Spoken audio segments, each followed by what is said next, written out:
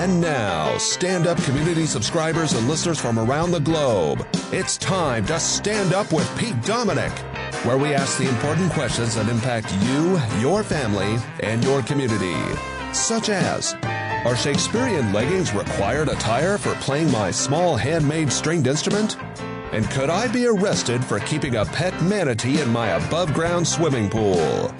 And now, the podcast host with a body fat percentage lower than Skeletor on a Binger, Pete Dominic.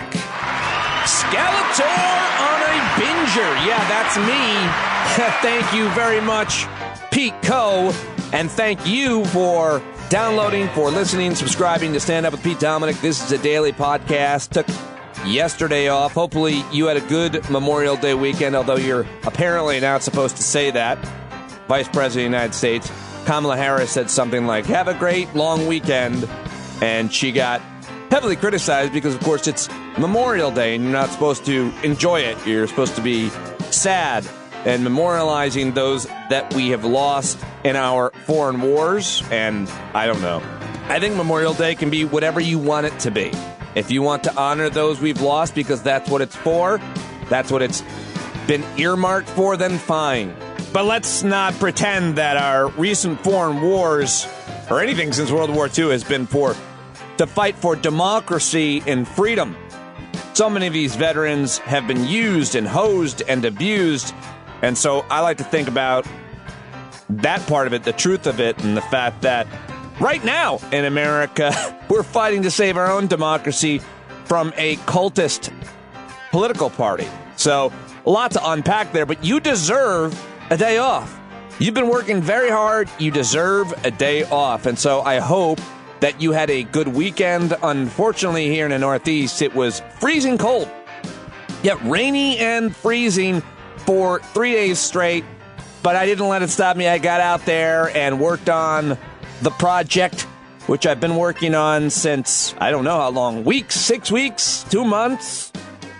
Operation Garden Move, my tiny little piece of property here in Rockland County, New York. I moved the garden from one side of the house to the other over the last 2 months.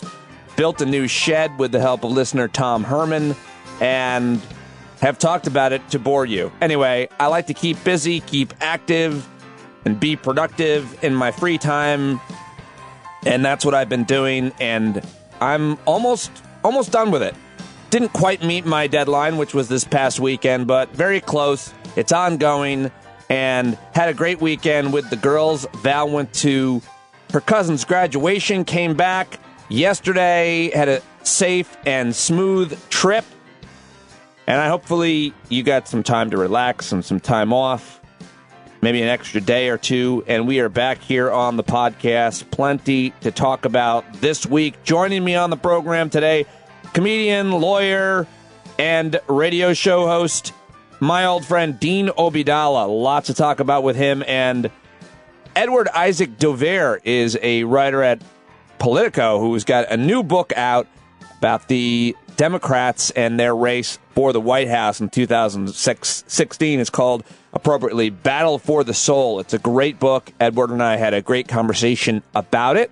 I hope it's not a cold. Maybe it's allergies. But doing the opening here very early in the opening hours of June 1st. It's the unofficial kickoff of summer and independent illegal fireworks in my neighborhood, which I always love to complain about. And thank you very much for joining me. Lots of news to get to. That's what I do right here at the top of the podcast. Can't do it without your subscription. So if you haven't signed up yet, patreon.com/Pete Dominic. June is a great time to subscribe and support this independent podcast. And I do it daily, and let's get to it. It's time for the last 24. All right, bringing the sound effect back. My brother said he missed it because I didn't play it one day. So there you go, bro. And I'm happy to have you listening. Let me just open with this headline. Domestic travel surged to a pandemic-era high over Memorial Day weekend as the U.S. reported the fewest new COVID-19 cases in more than a year. Yay! There were 11,976 new cases in 24 hours on Saturday, the lowest since March 23rd, 2020. The Transportation Safety Administration reported that more than 1.9 million people traveled by air over the 3-day weekend, a record since the start of the pandemic. And across the United States, communities are taking advantage of the improving situation to honor the nation's fallen troops in traditional ways that were not possible last year, including the President of the United States, Joe Biden, who attended several events. And here is some sound from President Joe Biden over the weekend. Our troops have fought this battle on fields around the world, but also the battle of our time. And the mission falls to each of us, each and every day. Democracy itself is in peril, here at home and around the world. Good point. What we do now, how we honor the memory of the fallen, will determine whether or not democracy will long endure. Democracy means the rule of the people. The rule of the people. Right. Not the rule of monarchs, not the rule of the moneyed, not the rule of the mighty. The soul of America is animated by the perennial battle between our worst instincts, which we've seen of late, and our better angels. Between me first and we, the people. Well said. I wonder who wrote that. Good stuff from President Biden over the Memorial Day weekend. Here's another clip of President Biden talking to, I believe this is Gold Star families. They're people who have lost someone like he did, his son, Bo. You are the spine of America, the spine. You make up 1% of the population. You're defending 99% of the rest of us. And we owe you. Each year, Memorial Day offers us a chance to reflect on the enormity, the sacrifices that generation after generation of Americans has made. So my message to all of you is quite simple. Thank you.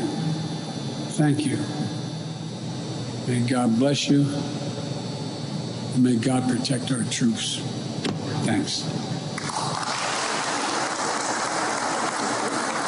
That is the commander-in-chief addressing the troops on Memorial Day. And Joe Biden also did something else yesterday. He issued a proclamation to commemorate the 100th anniversary of the Tulsa race massacre, when hundreds of black Americans were killed by a white mob that attacked a prosperous black neighborhood and burned dozens of city blocks to the ground. President Biden proclaimed Monday to be, quote, a day of remembrance 100 years after the 1921 Tulsa race massacre. He called on Americans to, quote, reflect on the deep roots of racial terror in our nation and recommit to the work of rooting out systemic racism across our country.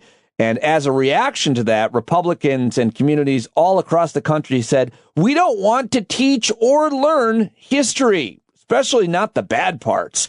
Well, President Biden not listening. In fact, he's traveling to Tulsa, Oklahoma today, June 1st, to tour the Greenwood Cultural Center and meet with surviving members of the community, which there are a few left in their 100s. He'll deliver remarks today to commemorate the 100th anniversary of the massacre. But I grabbed some audio from Amy Goodman of Democracy Now!, who opened their show talking a little bit about the Tulsa race massacre. Here it is. This Monday, Memorial Day, marks the 100th anniversary of the Tulsa race massacre, one of the single greatest acts of racist terror in U.S. history. In 1921, the thriving African-American neighborhood of Greenwood in Tulsa, Oklahoma, was known as Black Wall Street for its concentration of successful black-owned businesses before it was burned to the ground by a white mob. The violence grew from confrontation at the Tulsa courthouse, where whites had gathered to abduct and lynch a jailed black man who'd been wrongfully accused of assaulting a white woman. Black residents of Greenwood arrived to stop the lynching. Gunshots erupted, after which the white mob set upon Greenwood for 18 hours of mass murder, arson, and looting that would become known as the 1921 Tulsa Race Massacre. An estimated 300 African Americans were killed, over 1,000 injured. 10,000 were left homeless as the racist mob, some of them deputized and armed by Tulsa law enforcement, along with members of the Ku Klux Klan, terrorized the black population. Airplanes were used to drop dynamite and crude incendiary bombs on Greenwood, ultimately burning over 35 city blocks. Over 1,200 homes were destroyed, along with countless businesses. The actual number of dead will never be known, as bodies were tossed into mass graves or thrown in the river. Last week, a House Judiciary Subcommittee held a hearing to address the ongoing impacts of the Tulsa massacre. 3 African-American survivors testified in favor of reparations. Well, there you go. I'll cut it off there, but more on that from Amy Goodman and Democracy Now! Joe Biden headed to Tulsa today. Okay, moving on. For this next clip, I'll give you some context by reading a tweet from Luke Skywalker. Mark Hamill himself tweeted, "On this Memorial Day 2021, as we honor those who sacrificed all for their country, we have the former guy's National Security Advisor, Mike Flynn, advocating a military coup to overthrow our democratically elected government, hashtag normalizing sedition." Here is audio from the event where Mike Flynn was asked by a guy in the audience who said he was a Marine if we could have a violent overthrow, like the one in Myanmar. And this clip went viral in the last 24. I'm a simple Marine. I want to know why what happened in Myanmar can't happen here.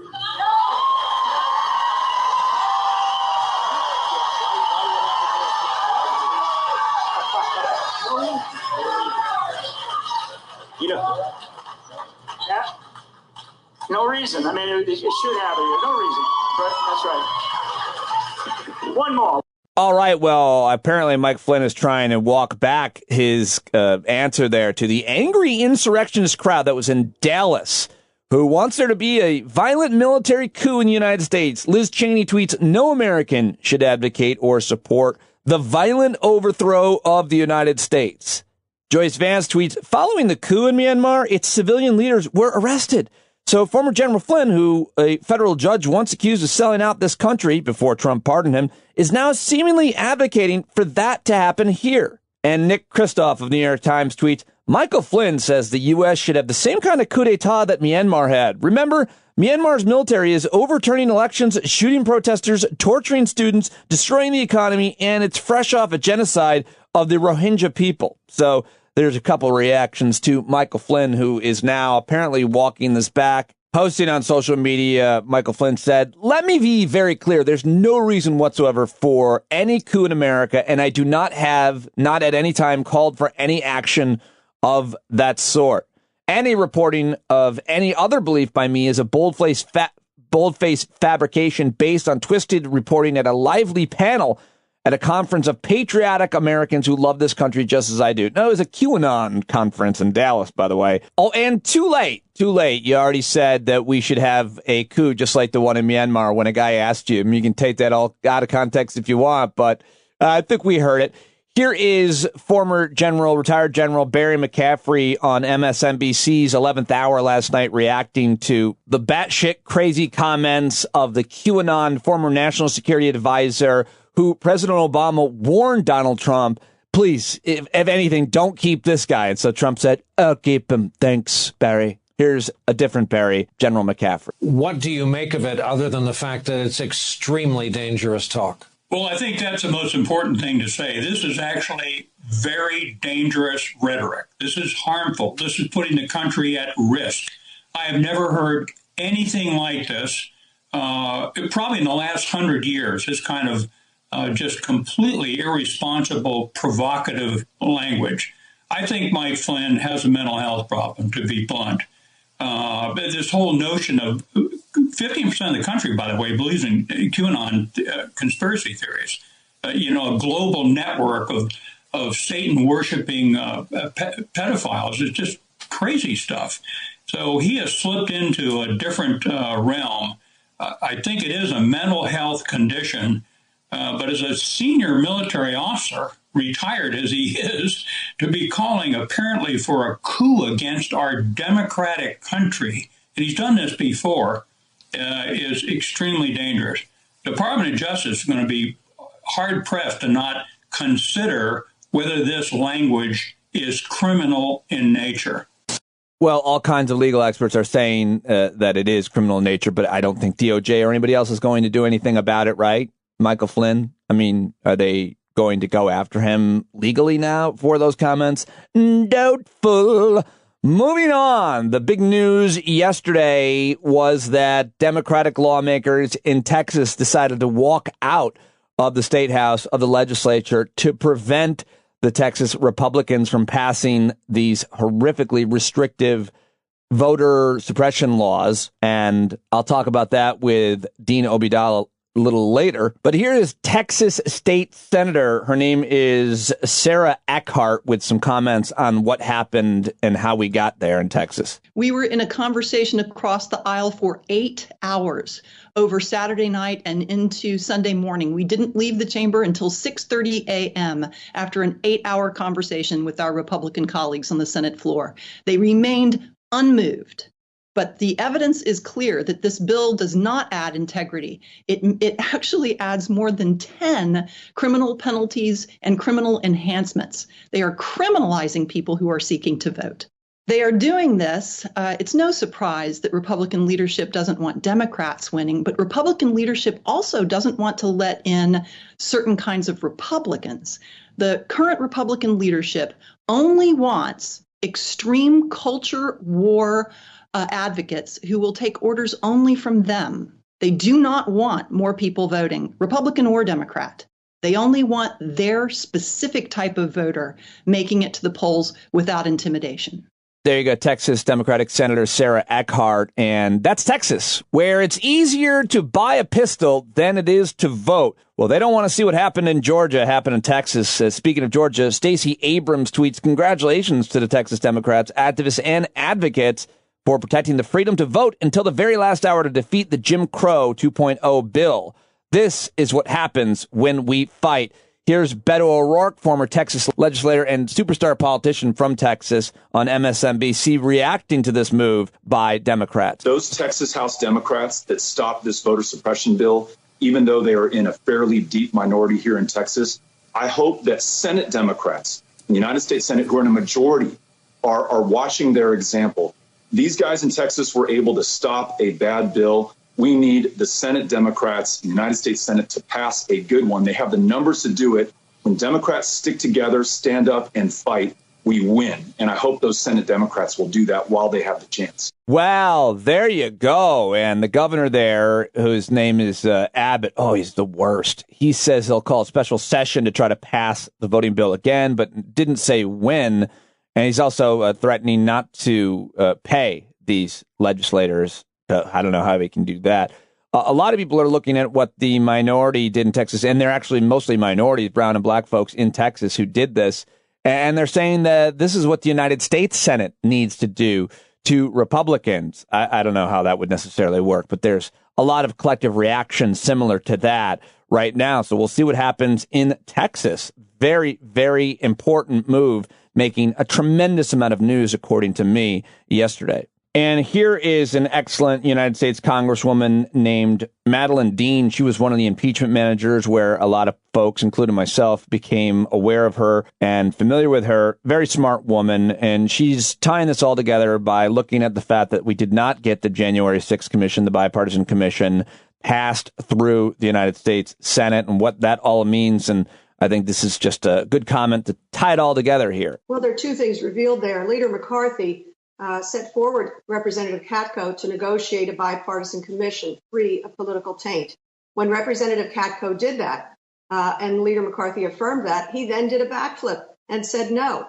What this also reveals is the failure of the filibuster. The constitutional framers did not anticipate that so many votes on important matters would require a minority to be in charge. They thought a simple majority vote should be in charge. This is further proof that the filibuster stands in the way of good governance.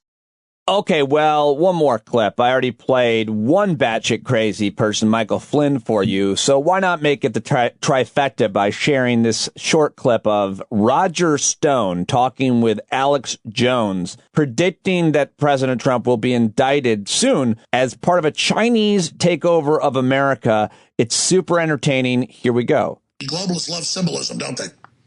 Well, I would be shocked if they did not come forward with a fabricated indictment for bank fraud or tax fraud against the former president by Manhattan District Attorney Cyrus Vance, an elected Democrat, the son of Cyrus Vance Sr., the worst Secretary of State in American history, the man who botched the Iranian hostage crisis under Jimmy Carter. By the way, Cy Vance is not exactly a non-corrupt politician himself. I will be breaking a number of stories at my new podcast, also at B, regarding Cyrus Vance. He has a very interesting political history.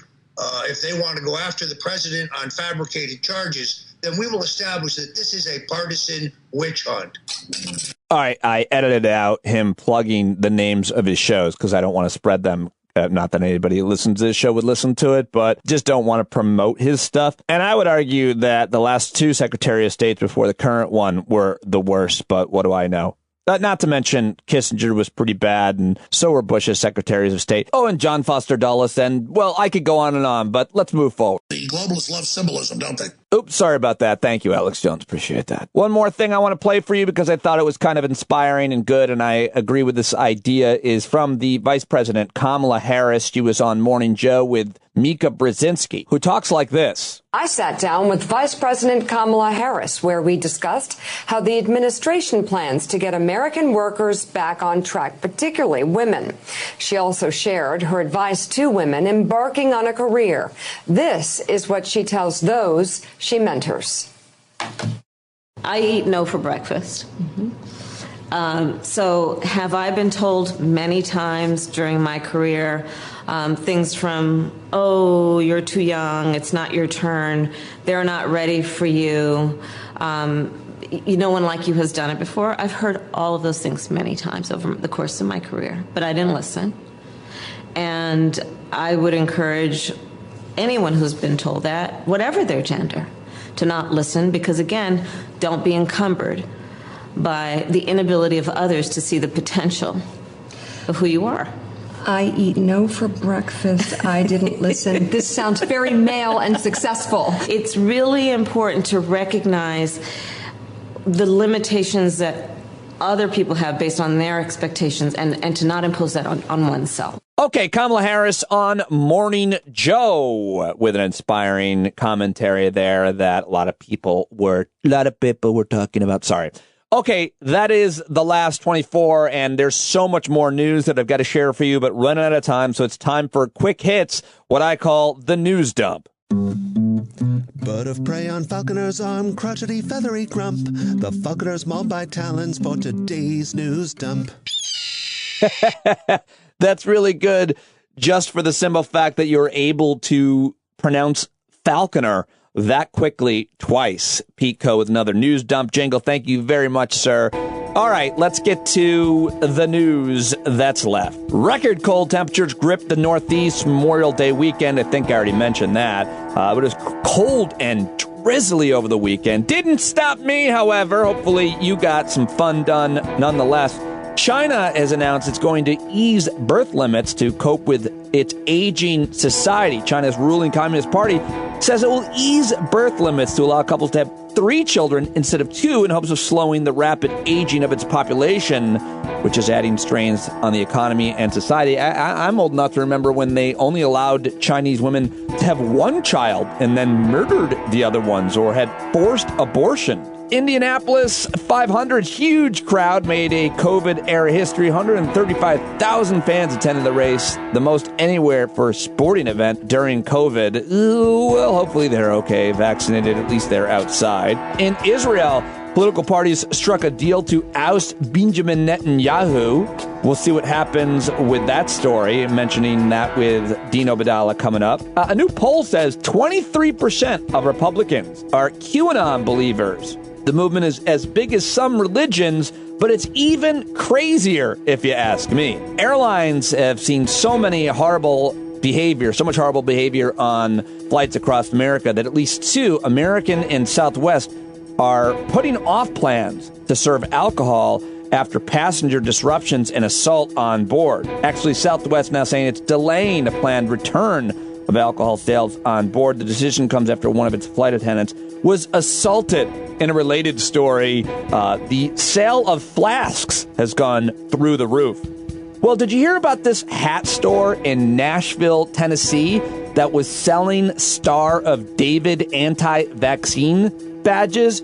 Well, apparently now the owner of that store is apologizing because protesters outside the store are holding signs saying no Nazis in Nashville, and big companies like Stetson have said, you know what, we're not gonna distribute hats. We're not gonna sell you hats for your store. So that's just an insane story coming out of Nashville, a hat store. How, by the way, Hatworks is what it's called. How is there a store dedicated to hats in this world of retail?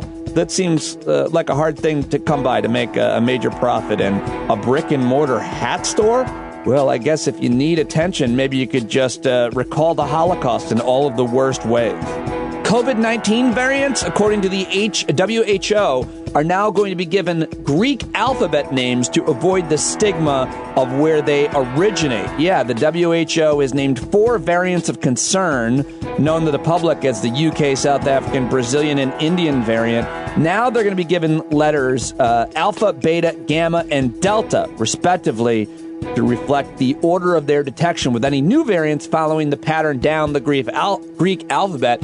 Unfortunately, most of us still don't know the Greek alphabet. Unless you're in a sorority or a fraternity or study Greek, I guess, then it's still going to be confusing. But this is a good move forward, right? That was a pretty bad thing and resulted in actual violence on the streets, random violence all over the world. I always like to share good news nature stories, animal species stories, and I saw this one.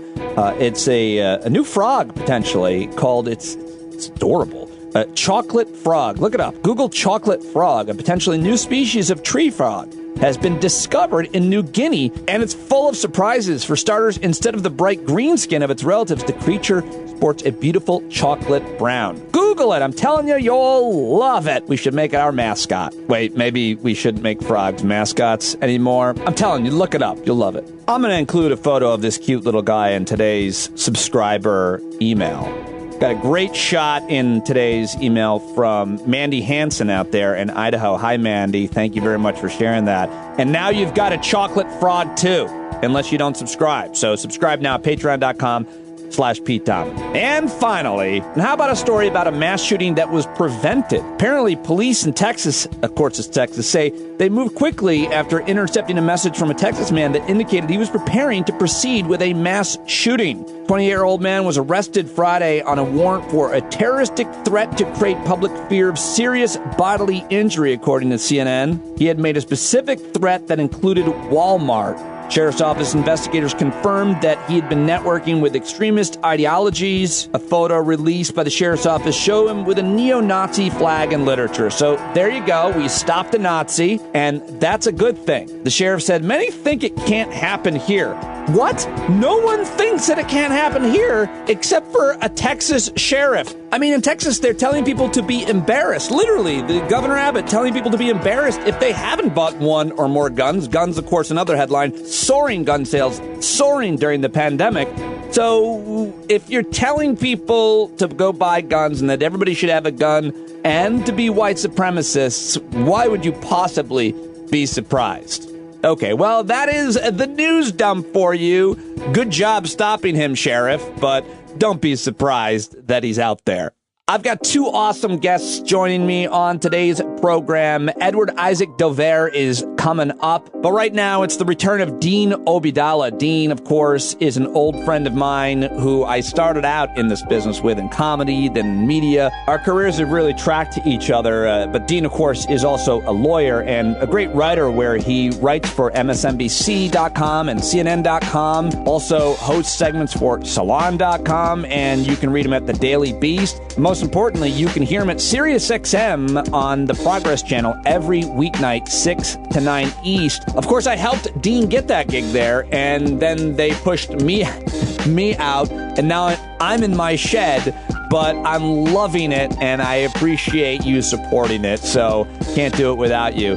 Here, though, is my conversation with Dean Obeidallah, who is on Twitter, at Dean Obeidallah. Deanofradio.com is the website, and sign up for his weekly newsletter. Here we go! All right, there he is now. Still handsome after all these years. You don't age, Dean Obeidallah. I do. I have a special filter on. It's 1998 filter. Oh. So I look like it's 1998. That's like when I met you. I mean, we've told the story a million times, but it was the mid-90s. You were on stage the first time I ever did stand-up. Are you doing a lot of stand-up? What's going on with that? Are you coming out? I thought about it a lot, but I did a spot last night at New York Comedy Club, and I have a spot tonight at the Strip. But it'll be like 2 spots a week I'm doing. And that's all. I'm fine doing that. I want to work on some new jokes. Just keep the jokes going, use some of them on my radio show. It's just fun. I enjoy it. How much has your stand-up act changed as your career has progressed? You're on radio and TV. Are you more or less topical, political still? Yeah, very topical. I talk about George Bush all the time. You know, he's the president, so I got to do a lot of George W. Bush jokes and a lot of stuff like that. You know, I'm really focused on the Iraq War and, you know, yeah, sure. I mean, I think every comic out there is mentioning COVID to a certain degree because it's one of the unique things in our lives we've all shared together. We didn't watch it. We lived it. That's really unique. Think about it in our lives. You know, 9/11 people watched. The COVID, we lived and experienced because of the quarantines and social distancing and masks. So it was a very unique experience. I don't know in the long run if that helps us or hurts us as a country, but I found it really unique. We're going to look back on this time and see the repercussions. How have you been doing over the last year? You haven't really left your apartment in New York City much? No, I live here. I've learned a lot. I learned, you know, I live with my girlfriend, and I realized she's not just my best friend, she's my only friend. That's all I can't lose her. So I learned a lot. I got really good at COVID-19. I'm looking forward to COVID-21. I was like bottling it over. And I have to wear a mask because I convinced my mom last year I became a surgeon. So I'm stuck wearing a mask. That's great, finally. So she's finally proud. She's like, oh, finally, a surgeon. I told her it was a Zoom classes of medical school online, University of New Jersey. Your mom is Palestinian, your dad was Sicilian, or is it the other way around? No, my mom is Sicilian. I just saw her yesterday. And was it yesterday? Time flies. Yeah, it was yesterday, actually, I saw her. Your mom is Sicilian, your dad was Palestinian. Right. Mm-hmm. I wanted to talk with you about, I've been wanting to reach out to you and talk about the Israeli-Arab conflict, but by the way, am I not supposed to say Arab? You can. I mean, I call the Arab Israeli. People call the Arab Israeli. I really call it the Palestinian Israeli. It's not like the Arab world is involved in this any longer. Right. The Arab world has kind of given up on the Palestinians a long time ago. They used them to rally support. At one point, I think they sincerely cared about them. And then under Trump, they made those peace deals, many of the countries just forgetting about the Palestinians. And I'm all for peace, but it just took away the charade that these Arab countries actually cared about the Palestinians. They really did. The Arab people are still sympathetic to the Palestinian plight, but they are not necessarily, it's like, I don't know, limousine liberals. It's not like they're going to open up their homes and lands to them and take in refugees from places from Jordan or anywhere else, right? Like, so they're sympathetic to the plight over the Israelis for sure in the conflict, but at the same time, even the Arab public, and I'm generalizing hugely, is not done enough, right? It depends. Certain Arab countries like Lebanon has a big Palestinian population. They took them in the 40s and then the 60s again. Jordan as well. In the Gulf, like I've been there a lot for comedy over the years, like Dubai and stuff. They raise a lot of money for Palestinians. They help them in that way, and they're still doing that. And when there's these conflicts, they're much more outspoken. But in general, the leaders of these countries have their own concerns that are about their own sovereign land, and whatever is good for them, usually for them more than their people, they're going to do it. And that's the way it works out. It shouldn't be a surprise to anyone. It's just disappointing at times. That's all. So trying to understand American politics is hard enough, following Israeli politics. And you've been tweeting about in news over the weekend that it looks like there's an agreement, a sharing power agreement, and Benjamin Netanyahu will no longer be the prime minister of Israel, but now Naftali Bennett is going to take over. And I was going through your Twitter feed. I don't really know much about him, but apparently if you thought Netanyahu was extreme in terms of racism, which he is, this guy is even worse. What does this mean to you? It's not over. There's still a few days left. Okay. And my fiance is an Israeli citizen. She's Palestinian. In fact, she's back in Haifa visiting her family right now. And I got to tell you, I mean, I just spoke to her yesterday. Netanyahu is remarkable in his political acumen. And if there's a way for the guy to stay in power, until he's gone and they swear in the new coalition, he could still be prime minister. He is remarkable and the longest serving prime minister, I believe, in Israel's history. So until he's gone and it's sworn in, it's not.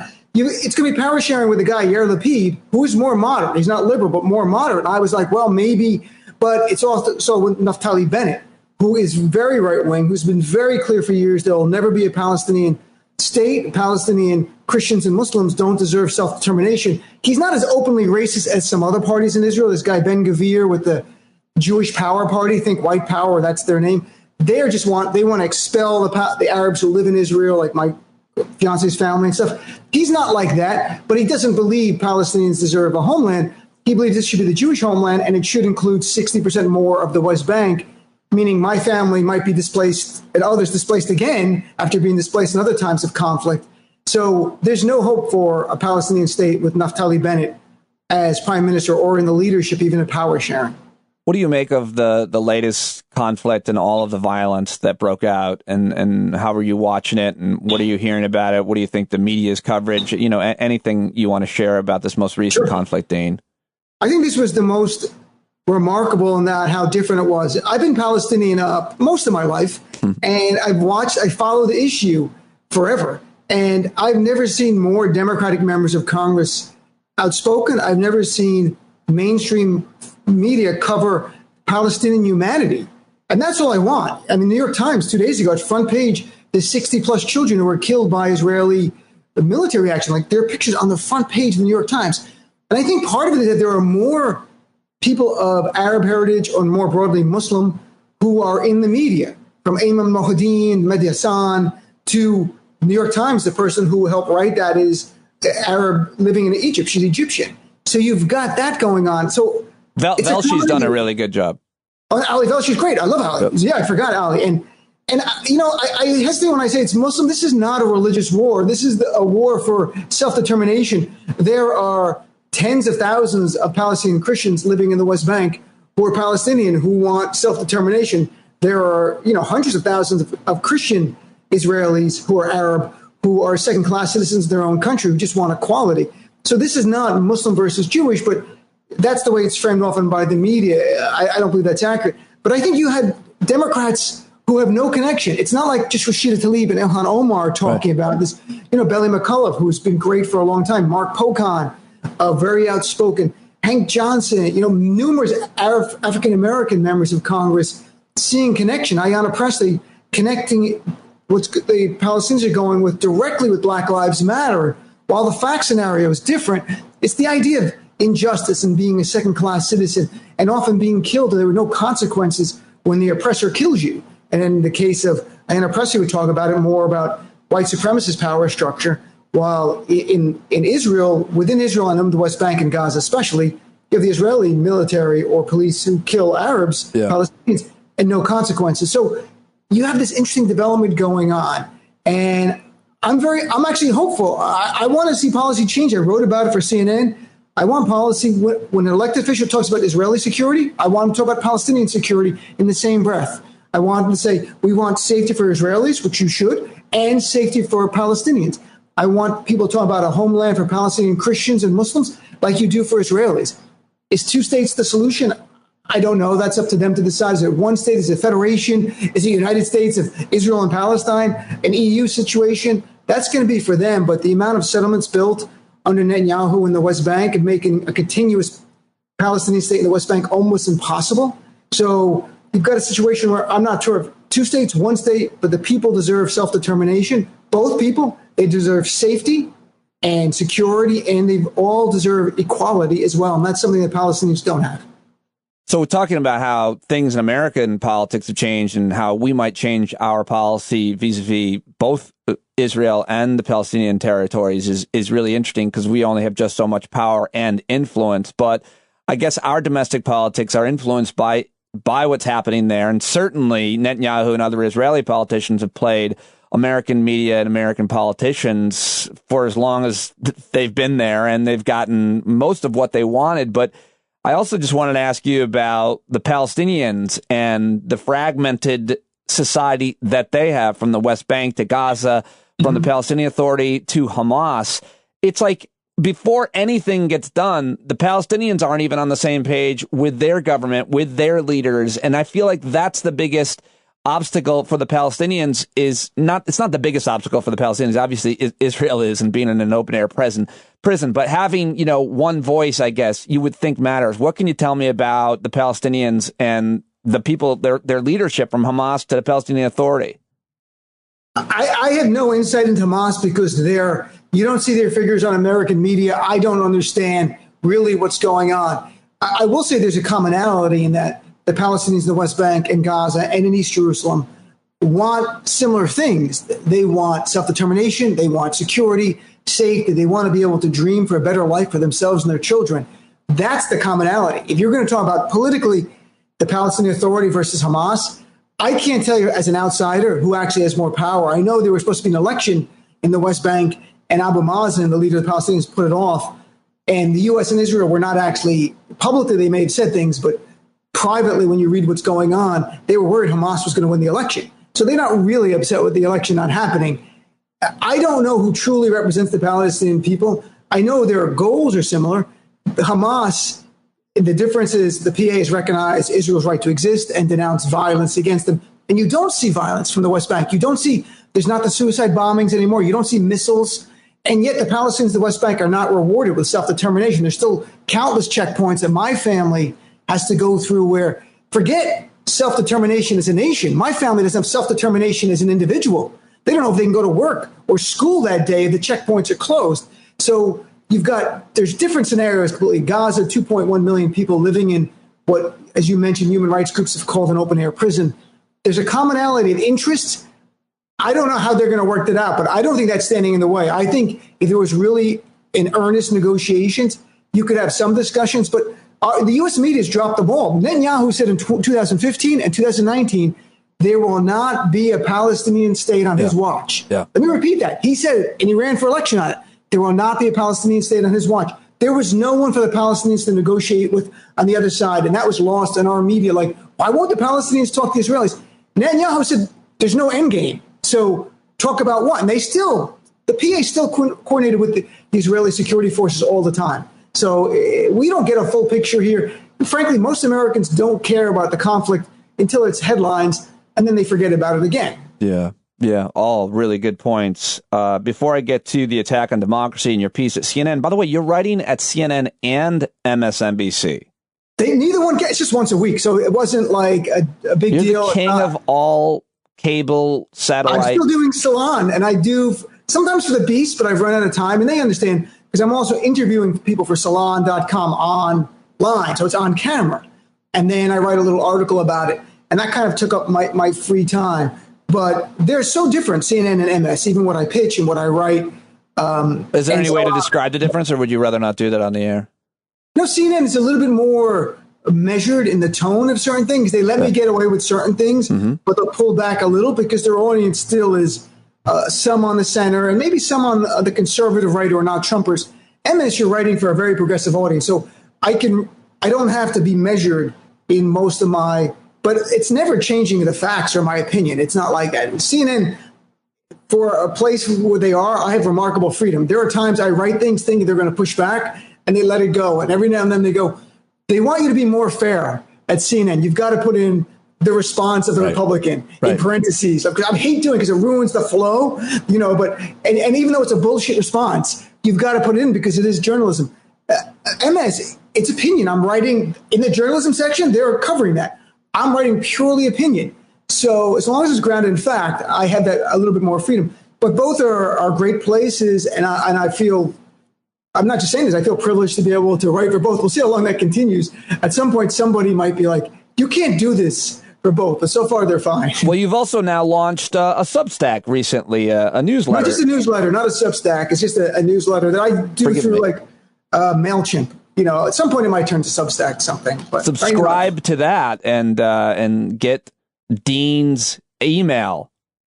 Dean@deanofradio.com. It's free, completely free. I'm not asking for money. Just Dean@deanofradio.com. Once a week. That's it. I'll send you links to articles and thoughts and who's coming up on my show and some links to some of the guests from the week before. I just subscribed. So, what a good guy, Pete. Thank you, Pete. Let me ask you, before we get to your CNN piece and the attack on democracy and Texas specifically and what happened there, I just want to ask you what you think of the Biden administration. I mean, he's got a 63% approval, Dean. He's doing well, but at the same time, we've got this pesky United States Senate and just a very razor-thin margin in the House.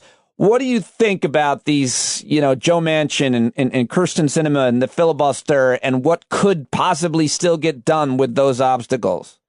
Well, I think we're going to pass. We have two shots at reconciliation. We're going to pass some infrastructure and some, which is a jobs plan. It really is. And then something with the family plan, maybe pre-K funding, something, maybe community college funding, something like that. I think Manchin and Sinema will be on board with that. But not ending the filibuster is probably the most frustrating thing that listeners to my show and people on our site email me about. It is. And you can bang your head against the wall, or I'm hoping with the Republicans saying no to the January 6th commission, it pisses off Manchin and Sinema enough to maybe reform the filibuster. But look, if you're upset with it, the key in 2022 is that we got to keep the House. It's going to be a challenge, but we can do it, but win a couple more Senate seats, which there are a lot of seats in play, which are winnable, like Pennsylvania, especially, potentially Ohio, maybe North Carolina. There's a chance there. If you add one or two more seats, you don't need Sinema and Manchin to vote to reform the filibuster. We can do it for the last 2 years of Joe Biden's first term, and then he can be a transformative president in the way that he's remarkably an FDR LBJ type of guy. I mean, he didn't run on big government and the idea we're going to spend a lot of money and transform government and make it really work for you. And what's the CARES plan? Not the CARES one, the rescue plan. There's so much in there that people still don't know about. It's remarkable. Like, if you're employed and unemployed the entire one time this year, got unemployment, you get free health insurance for the ACA, a silver plan. And anyone you live with can get it as well. There's subsidies now for the ACA. There's so much funding going on. There's schools and states that are not talked about. We all know about, $1,400 and that kind of stuff. It is a remarkable, and it makes me proud. I mean, it's what I view government can do to help people in need. That's what it should be doing. So I'm really happy with Biden. He's not perfect, but and I'm not grading him on a curve anymore against Trump. Trump was horrific. I think Biden's been far better than I thought. And I think what he's proposed with the two other big spending bills, I'm really excited about. I think he's been good, but old. I think he's been old. He is an older man. I think he's been spending a lot of time being old. He's got it down, though. I mean, it's not a game. You can't fake that oldness. That is real oldness. He's got a good work day. He's got a good mediocre to low energy. Good diet. It seems to be exercising. So I want to ask you about the January 6th commission and this Texas vote. You linked them in your recent piece at CNN, which I'll link to in today's show notes. But a really important piece about the Texas Democrats blocking a bill this past Sunday night, but also Republicans blocking a bill to launch an independent inquiry into the January 6th attack. Why do we need the independent inquiry? Why can't we just do a whole bunch of House investigations like they did when Republicans had the majorities and they investigated everything from Benghazi to... Well, I don't. Pete, that's a good question. That's why you host the show. It's the insightful questions like that one. The truth is, you're right, because I know why the Democrats wanted to do bipartisan. It looks good. You can't argue with it. It doesn't matter. Trump and his minions were going to attack it before the report came out for a year going, it's rhinos, it's deep state. So it was not going to move his base. So I don't think it really matters. You can do the select committee that Nancy Pelosi will do now, the same way they did a Benghazi select committee. 35 House Republicans voted for this. She can get some good Republicans on it who are good on national security, write the same report to the same non or bipartisan investigation and give a report. The right was going to demonize the report no matter what. I mean, it's crazy to think that I guess the political game that Biden is playing and the media is to some extent falling for because they have to report the news is that he's just trying to appear to be as fair as possible. But the truth is, like, at least a third of Republicans, if not more, think that Trump is still president. and all kinds of crazy shit. So it's like the idea of what you're saying, it being bipartisan, who cared? They were gonna destroy it anyway because they don't believe in. As a practical matter, it didn't matter. That's the thing. This idea, like, it's bipartisan. It's going to be Robert Mueller was a Republican appointed by Rod Rosenstein, who was a Republican, who was appointed by the leader of the Republican Party, Donald Trump, and they still demonize that forever. So the idea that, they're going to respect it, or their base cares about what Trump wants, but what they really care about is power. And that's why the GOP is not a political party as we know it. It is a white nationalist movement that has embraced not only authoritarianism, but with January 6th fascism. It was only 20 years ago, George Bush said, you were either with the terrorists or you're with us. Today's GOP has made a choice. They were asked that question. They chose the terrorists. And I don't say that hyperbolically. I wish people would drop this insurrection talk. Christopher Wray, the FBI director, testified in March. It was an act of domestic terrorism. We should be calling January 6th what it is, a terrorist attack. And you're either with us or you're with the terrorists. If you're against an investigation into a terrorist attack, you're not with us. I'm not saying you're a terrorist, but there's a reason why you're downplaying a horrific attack on our Capitol, which was designed to undermine our democracy and potentially overturn the 2020 election. And it's really more sinister. I mean, their whole goal was January 6th is mandated by federal law to the certification. If they could have delayed it for a few days, the Republicans, we're learning now, are going to argue, Trump's team, well, we can have new votes now because you missed the statutory deadline for the counting. There was more to this plan. And now you got Michael Flynn over the weekend at QAnon saying we should have a Myanmar-type coup, which was a violent coup to overturn the elected officials. They've killed nearly 800 civilians who are protesting it. And you have Michael Flynn calling for that. He doesn't call for that without Donald Trump, in my view. We are in an alarming place. I mean, Pete, let me ask you a question. In what country in the modern era has a leader waged a coup and failed, and his penalty was playing golf at his country club?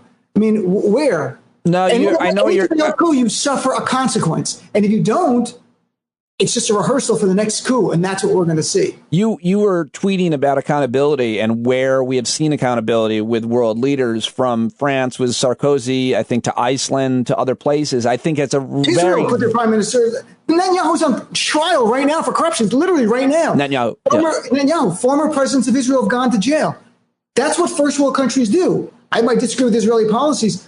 You're a banana republic when you don't hold your leaders accountable. Yeah, South Korea, Japan as well. Not only their elected leaders, but I forget which country it was, but private sector leaders, white collar criminals take a beating too. They have to do all kinds of mea culpas, and they get fired. I mean, the public perception changes when there's accountability. It's such an important point that you're making about that, but Donald Trump, as of yet, do you think, I'll let you go now, but do you think there will be accountability? Do you think, you're a lawyer, you've been following this, do you think there'll be an indictment where Trump or his family members are going to be tried in a criminal trial, criminal case? I don't think in connection with January 6th, but I believe there should have been. I think in New York, I think it's a potential, but I don't have insight into what they have. I don't think there's any hesitation with the Manhattan DA, though, to charge Donald Trump if the evidence is there, because it's a whole different thing. It's black and white. It's going to be tax fraud type of thing, bank fraud, mortgage fraud type of things, where it is much cleaner. I don't know if he'll be indicted for that. I believe he should have been indicted for January 6th. I think he should have been indicted for manslaughter, for misleading the country about COVID, when we know from his Bob Woodward conversation, he knew it was far more dangerous and lied to us, the American people. People died because they listened to him. I think he should have been charged with manslaughter. So I think it's a joke for our criminal justice system not to have this guy facing charges and let him go before a jury. And if they don't convict him, the evidence is not there, then that's it. I can live with the results of a verdict by a jury, but not charging him, what a joke. Before I let you go, you're still doing your show every night, 6 to 9 East on Sirius XM. We mentioned the other stuff, of course, you're doing. And I just want you to tell me a great guest, someone maybe I can steal. Who have you had on recently? I know you just had somebody on to talk about the Tulsa. Trisha Carol Anderson is great, from Emory University. She's got a new book coming out. You should get her on. It's about the Second Amendment. She's written bestsellers before, White Rage, One Person, No Vote. She's a new book on the Second Amendment, which dispels forever the lie that the Second Amendment was about, the idea of having the military, having weapons so you can rise up against your government. No, it was because Patrick Henry didn't want to go along with it. So James Madison made a deal for the Second Amendment because they feared the federal government would not be there when there were slave uprisings. So they put the Second Amendment in to make sure you could have militias constitutionally protected to put down slave uprisings. That's literally what the Second Amendment's about. Have Professor Carol Anderson on from Emory. Her book is great. I got an advanced copy. It's stunning. Awesome. I'm a lawyer. I didn't know this history. You read it, so well documented. It should be a big bestseller, I hope. Forward me her contacts. I don't have, it's just me and my fake producer, Dean. You know how it is. I'll send it to your producer, and Keith. I'll email it to you, her PR person. So, but no, have her on. But I, I'm able to have a bunch of members of Congress on because we've had good relationships on from, Mark Pocan, Ilhan Omar, and the list goes on, Hank Johnson, a great group of people, Ted Lieu, and activists similar to the people you have on, and people like Glenn Kirshner and Elie Mystal. Yep. There's people who speak the truth. They understand the stakes. They're not timid. They don't focus group their ideas. They tell you the truth bluntly, not to be hyperbolic, but because it's right. And those are the people I have on my show. Dean Obeidallah, I appreciate you making time here on Memorial Day. Thank you so much for talking to me. I'd love to do this more often with you. We can't do it every 6 months, man. Oh, it's good seeing you, though. Thanks, buddy. See you about a year. Take care, brother. Nice seeing you. All right, there he goes, Dean Obeidallah, Dean of Radio, and check him out. Subscribe to his new weekly newsletter at deanofradio.com. Read him at MSNBC, CNN. Great to catch up with Dean. Maybe I'll have a comedian on every day this week and get back to my theme weeks that I used to do at SiriusXM. Thinking of that a lot lately. If you like that idea, let me know what theme you think is worth hitting for like 5 guests or 5 segments in 1 week. Okay, so very excited to have Edward Isaac Dovere joining the podcast for the first time.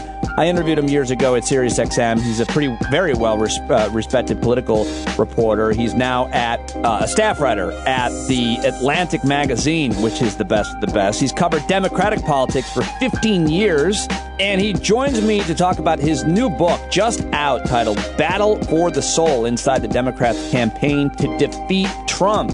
Award-winning political journalist for The Atlantic, Edward Isaac Dovere is on Twitter at Isaac Dovere, and it's all linked in the show notes to today's program. I'd love it if you mentioned that you heard him here on today's podcast. Ladies and gentlemen, here we go with Edward Isaac Dovere, Battle for the Soul: Inside the Democrats' Campaign to Defeat Trump. On sale May 25th. All right, there he is. I've just talked all about your work, the book, and everything else. I am really excited to be talking to you. I can't put your book down.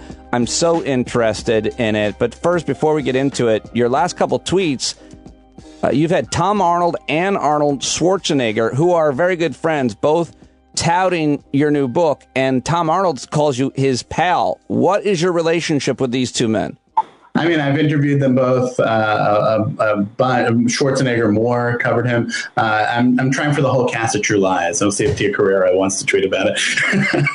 I couldn't think of anybody else in that cast. There was a young actress who became famous after that. Now I can't remember which one it was. That's Dushku. Eliza Dushku. Yeah, she's fantastic. You got to get her. Of course, I got to get the whole band in. Well, those guys are entertainers. Well, I guess Schwarzenegger was a politician, but so are, pretty much all of the people that you got to know being on the campaign are huge celebrities. That's what happens in our society now, for better or for worse. Talk to me a little bit about what you did to write this book. You were on the campaign trail with so many of these candidates. You had access, it seemingly, to all of them. Is there anybody that I guess maybe you can't say, but who you didn't talk directly to? I'm not getting into that sourcing conversation. I think you can see as you read the book, there's a lot of moments from on the trail, from coverage that I was doing, things that some of which showed up in the day-to-day articles I was writing for The Atlantic over the course of the campaign, but some of it that had never been reported before. Some of the conversations are...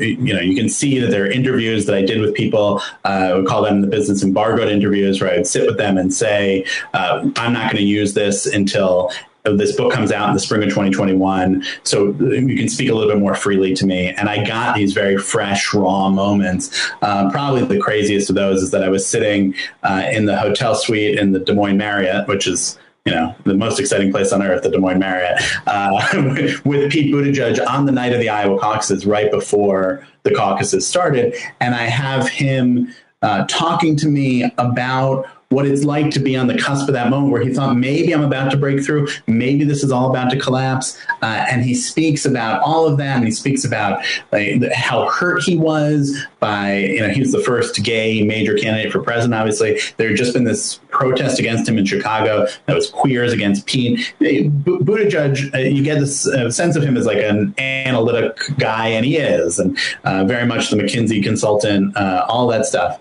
But he spoke about how much it hurt him personally to have that go on, and how confused he was by it. And you get that kind of moment, I think, about pretty much every candidate in the race. You learn about who these people were and who they are in ways that I don't think have been captured elsewhere, whether that's Buttigieg or Biden or Harris or Sanders or Warren. Really, like, you can forget in politics that these are all human beings, and some of what's going on is humans being humans. Some of the Warren-Sanders relationship is about politics, and some is about how they relate as people. That's a lot about that relationship, by the way, which is worth reading alone. The Warren-Sanders stuff, the everybody Sanders stuff is worth reading in this book alone. You talk about them as people. Can you tell me how any of these candidates, any of these people that you cover in this book, for this book, obviously treated, quote, normal people? Because we all treat people that can help us one way and people that maybe necessarily can't another way. I like the people who treat people generally the same. I try to be that person, although I'm not always. Can you give me an anecdote of someone treating a, quote, normal person normal? And look, I think that they have in Joe Biden, probably the most human person who's ever been president, certainly in the modern era. It comes off of him in every which way. Like, you can see it if you just know him from seeing from afar, but you can see it when I've covered him up close for years since he was vice president. There are a couple of things that come to mind thinking about that. One of them is a moment that's right at the cusp of when he's about to win the South Carolina primary, and he knows he's going to. And I was at a rally with him in the sort of the northern part of South Carolina, towards the North Carolina border, and it was about 2 weeks before the pandemic hit, so it's hard to imagine that this was true, that we were all like crushed in, very close to each other, and it was also before he had Secret Service protection on him. And and so I could get really close to him as he's on the rope line working with. And there's this woman standing there, and she wanted to talk to him, but she was obviously so nervous about talking to him that she'd written out what she had to say. And it was a note about her daughter needing some health care and having problems with it. And she hands it to Biden. The aides are saying to her, "It's okay, you can talk to him, it'll be fine." And she's crying, the tears, and so nervous, hands to him. And he holds it up, and it's like taut in his hands. And he looks at it and he says to her, "All right, I may be able to do something to help. Give me your number. We'll get it." And we'll, that's right as this guy's about to win what ended up being the primary that was the domino that started everything. But one way or the other, that's who he is. But it's also, I describe him at one point in the book as being like that scene in Anchorman when Will Ferrell's in the phone booth and it says, like, "I'm in a glass cage of emotion," right? Like, that's who Biden is all the time. Like, whether it's happy or sad or passionate about any of it. There's a moment in the book when just about 2 weeks before what I just described, when he knows that he's about to lose really badly in New Hampshire. He's already come in fourth in Iowa. He ended up coming fifth in New Hampshire. His campaign pulls him out of New Hampshire on primary day and brings him to South Carolina. And before he leaves, he makes a stop and he pulls Chris Coons, the senator from Delaware, an old friend of his, in backstage. And Coons is like, has never seen him that distraught. And he's just like, I did everything that the candidates are supposed to do. I made the speeches, and it's them. The campaign just wasn't right. They didn't put it together, and he just goes, "Damn it!" And at that moment when he feels it falling away, and it's just so raw all the time with him. But I'll give you one more since you asked about it. He was the first debate with Biden and Harris, right? That big showdown. Right before it starts, they had said to all the candidates, don't be Ben Carson, right? And you remember that primary debate when Ben Carson didn't hear his name, and so he didn't go out. And when they announced them. Yeah. Don't have that happen, right? The MSNBC producers are saying that. And they're about to start going on. And everyone said, where's Biden? Where's Biden? And finally they find him, and he's talking to a bunch of the stagehands, the crew, and just talking to them. And that is who he is. Whatever you think of his politics, that's who he is as a human. Yeah, that's who he was when my wife stalked him in a store in Nantucket shortly after Trump won in 2016. And he couldn't have been kinder to both my wife and my daughter, as a matter of fact. So some people look at a book like this. I've heard this criticism. I don't share it, but I want you to handle it and say, you're holding on to all of these stories that you're getting as a journalist on the campaign trail. These are stories that are relevant right now, at the least to the voter, to know about the candidate, but you're saving them for a book. What do you say to that kind of criticism? Yeah, well, look, some of it I didn't know before the election was over. There was a lot of reporting that happened after it was called, and that a lot poured in November and December.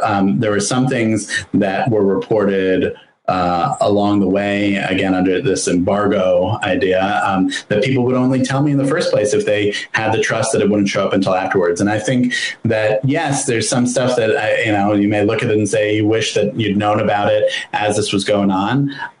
But I think that if the only way it was going to come out was through this kind of agreement, people who were agreeing to talk about it this way, it's great that we know it now. And there are so many things that I learned. And again, I was covering this campaign in and out. This was my life. Spent weeks of my life in Iowa and in New Hampshire and in all these places, far from home, far from my family, over 2019 and 2020. I'd say in the sourcing note in the book, I was in 29 states covering this campaign, which surprised me when I did the count.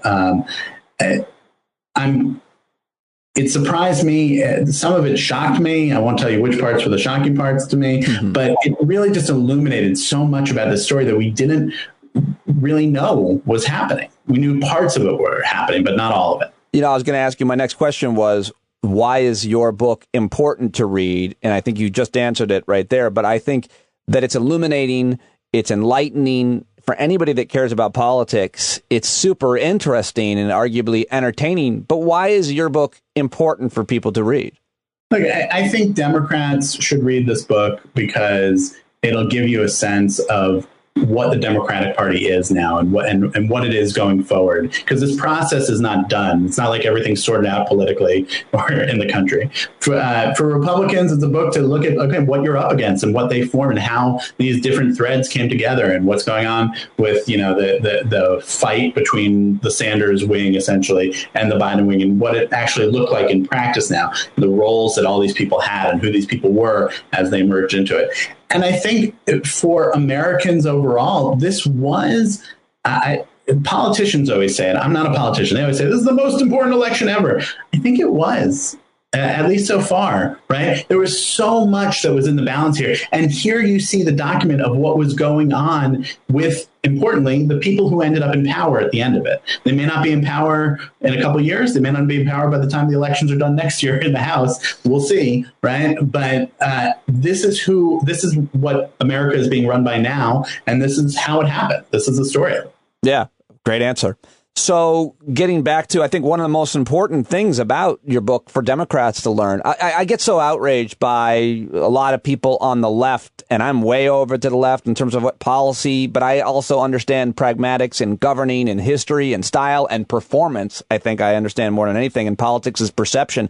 But so many on the left, have all kinds of different theories based on a grain of truth here and there.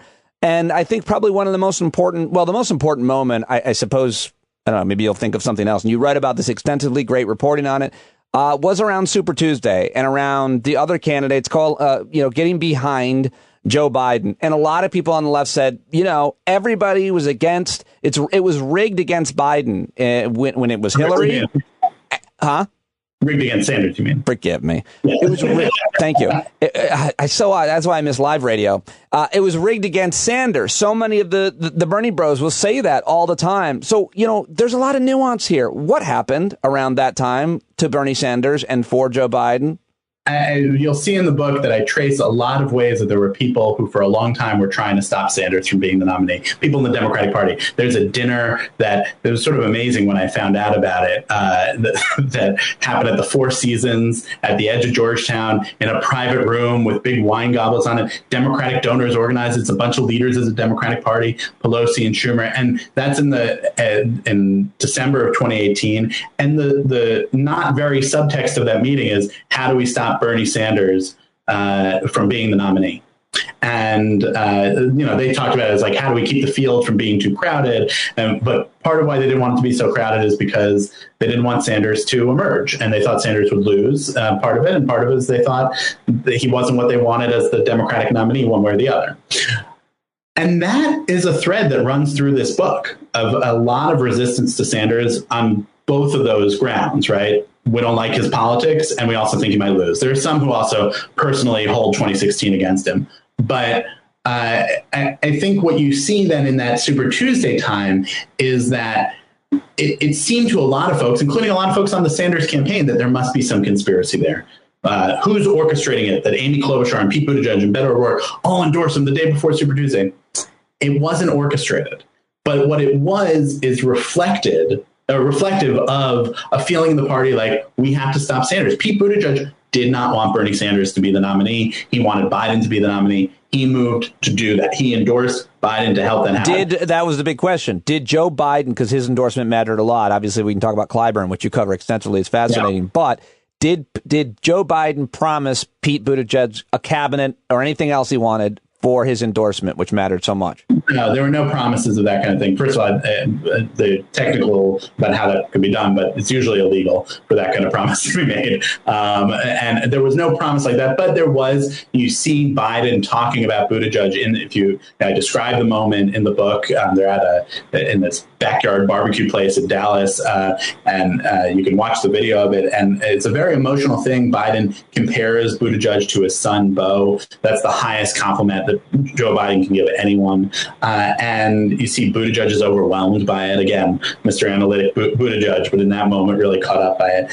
I think Biden recognized that Buttigieg was part of the future of the party. Buttigieg didn't know what he was going to get, if anything, if Biden won. But he thought that it was better for the party and better for the country if Biden were the nominee than if Sanders would have been.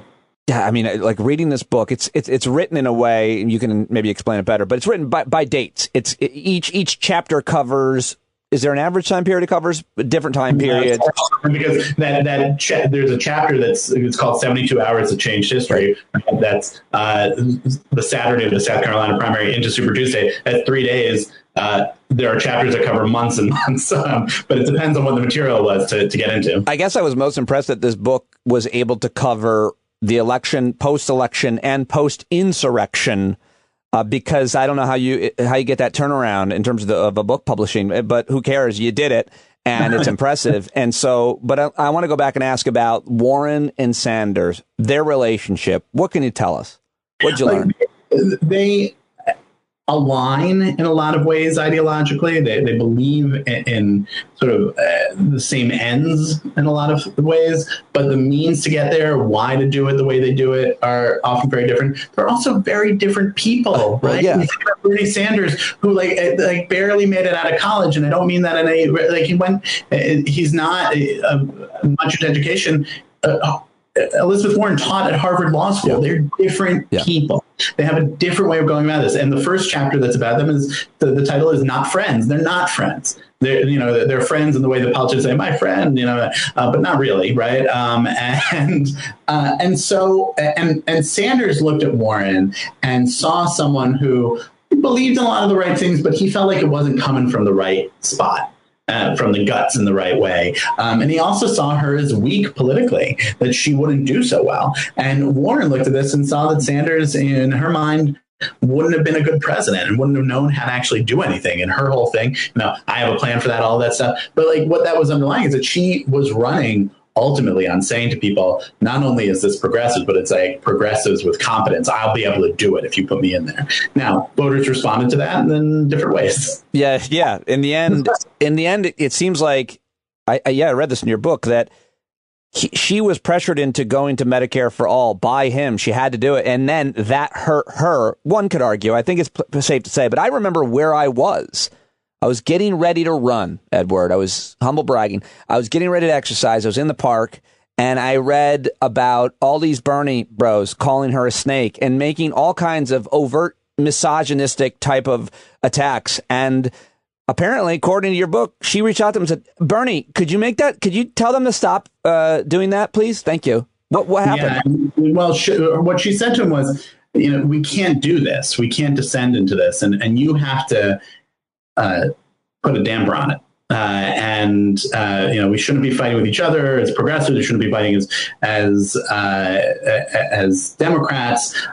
It needs to be that we argue in the campaign, and one of us will win or not, or whatever. And Sanders' response to this was very non-committal. He throughout, and this is true in every way. His response is always like, "Well, I can't control what my supporters do online." And he also said to her, "Well, you've been attacking me." And yeah, but not in the same way. There is a virulence of Bernie supporters that is not really from Bernie himself, but that act in his name, but that he does not ever disavow. And I'm sure that some of them will blow me up on Twitter for saying this, but it's true. And it's happened for reporters. It's happened for politicians. It creates, I think it actually was one of the things that people were uncomfortable about with him being the nominee. It ends up being self-defeating for the people who wanted Sanders to do better. Well, if that's the clip that you think will blow up and get people outraged at you, it'll also help promote the book. So that's the one I'm gonna put out. Be outraged and buy the book. That's the name of my next book. Next. I'll never write any book, but I don't think. But so I've got like 3 minutes left. You got to hard out, and it's impossible to do an interview about such a long, extensive, well-reported book that's thorough unless you've got hours and hours. And I'd love to have you come back when I'm done with it, because there's so much more that you can analyze and talk about. But post-insurrection, post-election, let me fast forward towards the end of the book. I feel like the reaction from a lot of Democrats, including Joe Biden, some Republicans, has been one of gullibility. They're so surprised that this happened, and they can't believe Republicans don't want to investigate. What does your reporting show about that gullibility, or maybe I'm wrong about that? I don't think that that's what you see in Biden. I think you see with Biden someone who, remember, he lived through his family being torn apart by Trump, with the Ukraine call, with all the things that they went after Hunter Biden for, and most of them far from true. He lived through being called all sorts of names himself. He lived through them trying to deny the validity of his own election. It's a different thing. I think Biden has this, because of the personal connection that he has with voters, even those who haven't met him the way your wife and daughter did. But anybody who's seen, there is something that connects with people about him. And I think when he says, I can't believe that this is what the Republicans are like, he's also connecting. He's using that almost as like a Trojan horse to get people to say like, oh, how are they like this? He said to me in the interview that I did with him as president, the 2 weeks into his presidency, he said to me, you expect people to be like in the second edition of Profiles of Courage, but it's awful hard. And so there's like a very slippery thing that he's doing there. And I don't mean it's slippery in a bad way. The best way that I would maybe describe it to you in the way that it's worked is after the Georgia voting laws were passed and there was this question of, is the All-Star game going to move, the baseball All-Star game? He was asked in an interview, what do you think? Should the game move? And he said, I think that's something we should consider. Now, you imagine George Bush, Barack Obama, Donald Trump saying that, people would have gone to their barricades. It's so terrible. Whichever one was said. When Biden said it, the reaction was sort of like, maybe that's something people should consider, right? And that's really, really powerful. And so I don't think that when you look at him, you see him not landing on Republicans all the time, that he is dumb about what's happening. He knows it. He's approaching it in a different way. The book is amazing. I think you're going to love it. If anybody's interested in politics, which is everybody who listens to this show, Battle for the Soul inside the Democrats' campaign to defeat Trump, and Edward Isaac Dovere. Awesome. Congratulations. Thanks so much for talking to me. Thank you, Pete. I really appreciate you having me, and I'm glad you enjoyed the book. I hope everybody else does too. Stand up. Yeah, Edward Isaac Dovere, and I really did. I'm not just saying that. It's a great, insightful, interesting, entertaining, informative, helpful book to read. I'm thoroughly enjoying it. I hope you enjoyed my conversation with him. If you did, please go to Twitter. If you're not on Twitter, create a Twitter account just to do it. Add me at Pete Dominic and go to @Isaac Dovere, Dovere, and let him know that you heard him and you enjoyed him here. Every piece of information is in today's show notes and extras. If you are a subscriber, if you aren't, join now because the podcast is free. You can listen to it on any podcast app, but it is not cheap. I cannot do this podcast every day without your paid subscription. It's only $5. So please sign up now if you enjoyed today's guest, today's show, today's news. I do it every day. It's a tremendous amount of work. I greatly appreciate your support. Speaking of support, I've got great support from so many listeners and subscribers, including the great John Carroll. And he is a singer-songwriter, Grammy Award winner, and he wrote this song just for us and our program. Take it away, Johnny, and I'll talk to you tomorrow.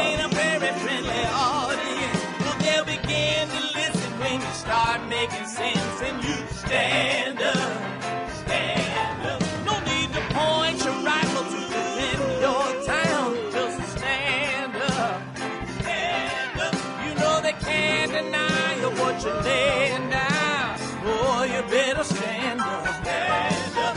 Show your face of every color, yellow, black, red, and brown. She's the place where every lost child will finally be found. There's only one thing to do before we stand our ground, and that's stand up.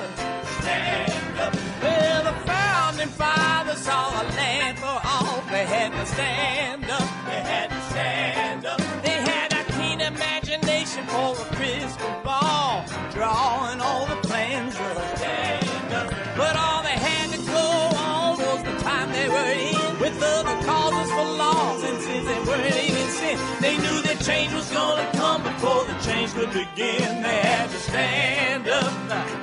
All right, they had to stand up. We got to stand up. We got to look the devil square in the eye. We got to let him know it's his time to go, and make it clear when all we hear is a lie. Why you lying awake wondering where the money all went? It'll be the cost of freedom that'll go unspent. You can see him flee the scene of that experiment if you stand up.